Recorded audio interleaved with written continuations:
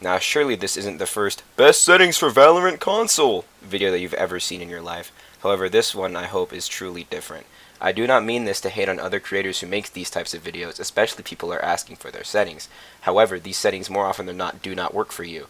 There's nothing wrong with copying someone else's settings to test them out, but you shouldn't be changing them every single time one of these videos pops up on your feed. The goal of this video is to help you find settings that will actually work for you so that you stop changing them every single time you see one of these videos. The main reason people usually click on best settings video is for the sensitivity. So a few things to note about finding a good sense are your speed, your consistency, and your comfortability.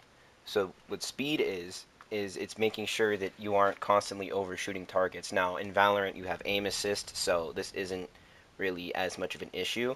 However, if you notice that even with aim assist, if I'm constantly just flicking past this bot, my sense is probably too fast. And then the same thing goes if I'm trying to get close to the bot and I keep underflicking the bot, my sense is probably too low. And then the other thing is consistency, is how often can I make these flicks, or how often am I over slash under flicking. Like if I'm doing both, for example, I might just need to practice my aim. But if I'm consistently doing one or the other, I should probably change it. But if I'm able to just easily hit these shots, then my sense is probably good. Now comfortability is essentially, are you comfortable with these settings? Now you can see I have some stick drift, and that's just because of my preference of dead zone, because I found it really hard on a higher dead zone to hit these micro adjustments. So the stick drift doesn't really bother me, and I'm comfortable with it. So I think my settings are good. And the other thing is, do not change it by a large amount every time you do something. It's okay to play around with it. So like, let's say I've had a bad game. After the game, I'm like, you know what? I think my sense is too slow. I don't want to crank it up to like 12 because it's just too inconsistent and too far away from what I was using. Even if I can hit some shots with it, it's just not good in the long run. What you should do is like maybe tune it down by 1 or even like 0.5. Like if I'm like, it's too slow, let's try 8. And then you can see, okay, is 8 good? Is 8 slow? Like, what's going on here? Do I need to turn it up? Do I need to turn it down? It's just important to change, if you're going to change it marginally and not just make these big changes. Now, another thing to consider when finding your perfect sensitivity is what aim curves you're using. Aim curves will change your sensitivity drastically. So I just kind of have it quickly written down. So the aggressive, delayed, and linear curves are just automatic do not use. They are not as good as the other ones. If you use them and you're a good player, you can prove me wrong in the comments. But from what I've seen, almost no one uses aggressive, delayed, or linear. And so I'm just going to go over the ones that are actually usable. So smooth is kind of steady. So I'll just go to smooth real fast. Smooth is kind of steady acceleration. It's not like too bad. Um, like you don't accelerate too much. It kind of just stays the same. Um, Standard is kind of like, it's just standard. I mean, you get your acceleration, you get your deceleration, same thing. And interestingly, light, I feel like gives you the most acceleration at the beginning, but it's not as much as the others, right? Like light, when you have light on, like your sensitivity goes, man. It does not slow down for anything, and even though the acceleration caps, it just likes to go. Now medium kind of does the same thing, just to a little bit lesser degree, but you do get a little more acceleration. So as you can see, my base is kind of, it's not as go-y, it's not as jumpy, but I still get a decent amount of acceleration. Now heavy and extreme are kind of different because they both slow your base pretty down, like pretty far down. So as you can see, I have like a little bit of breathing room before I'm accelerating around. And extreme is actually does this too much in my opinion. Like I have to chuck my stick all the way just to look around. So it is good for having that control, but you also get some mouse-like movement if your sensitivity is high enough. Now in the advanced tab, there's a few important settings you need to make sure you have on. So the first one is fast melee equip. So if I have fast melee equip turned off, I have to hold my triangle or my Y for the full time to equip my knife. But if I turn fast melee equip on, it just takes like half the time. As you can see, it doesn't take that long. So it's just really good to have this so that you can pull out your melee quicker and more efficiently. The next one is walk while in focus. You do not want to have this on because it will make it impossible to play the game correctly. You won't be able to swing angles with focus mode because you'll be stuck walking. And if you saw my angles video, you know that peeking while walking is not good at all. So you just really want to make sure you have that turned off so you can get full movement. Um, Now the next setting is auto equip priority.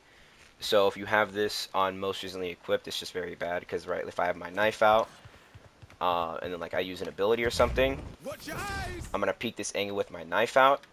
But if I have my auto equip priority to strongest, even if I have my knife out and I throw an ability, it'll pull up my Vandal for me. It's just less hassle.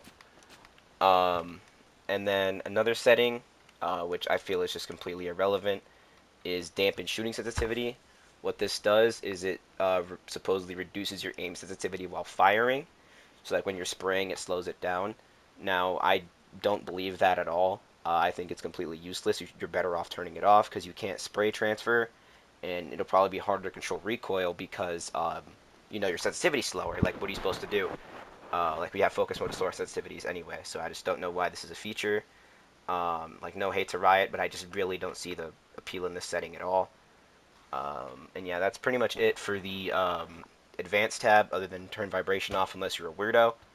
But yeah, other than that, that's pretty much it. Now, some of you may already have a good sensitivity. However, there are some settings that you do have to take a look at. So for example, if I go into my settings and I go to my map, one key thing to pay attention to is your minimap size, zoom, and keep player centered. So what keep player centered does is if you turn it on, right, it puts you in the center of the map at all times. You can see there's a circle. And so like if I open my big map, I can't see like all of this area. It's cut off by the circle. But if I go in my settings and I turn keep player centered off, oops, misinput, and I turn keep player centered off, what that's going to do is that's not going to put me in the center of the map, but I can actually see the whole map. Now, some people don't like that. That's fine. However, it is very important to see the whole map so you can see what's going on the other bomb site and what your teammates are doing. So if that's the case, you can turn it back on. Then you have to probably zoom it out a bunch. And there you go. Even though it's super small, I could probably zoom it a little bit more. You get the idea. If you really want to keep your player centered, you can make your map smaller. But the important thing is to be able to see your whole map. Now the next part of your settings is your content filter. So there's three options. There's show mature content, show corpses, and show blood.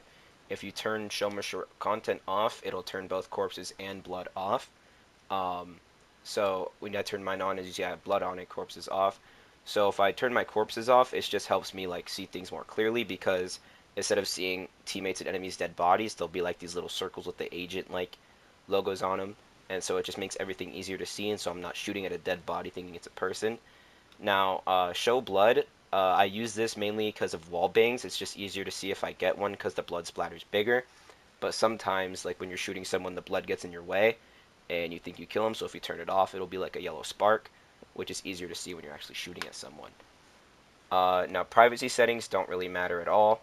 However, in your other settings, your enemy highlight color um, is a big thing. So for most people, it's red.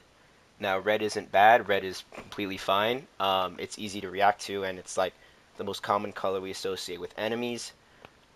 Yellow is the brightest and it's easiest to see. So if you struggle with like seeing enemies like against a background, yellow is a very good color to use. I personally use yellow. Purple kind of does the same thing, where again, kind of easy to see, but I'd prefer yellow, just me. You can do whatever you want. But purple is definitely 100% good if you're a Viper main, because it glows the most inside of the Viper. Although I did kind of hate on copying other people's settings, I am going to provide you my settings in case you do want to try them out. I just don't think that they'll work for you because I'm kind of weird. But again, feel free to copy them and try them out and change them to your liking. So now I'm just going to scroll through them now.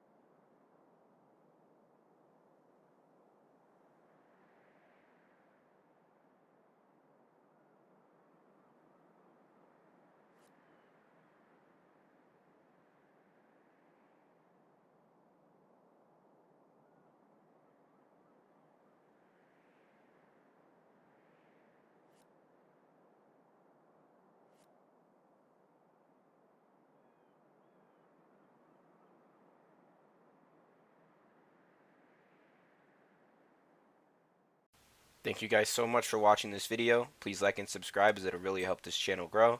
That's all. See ya.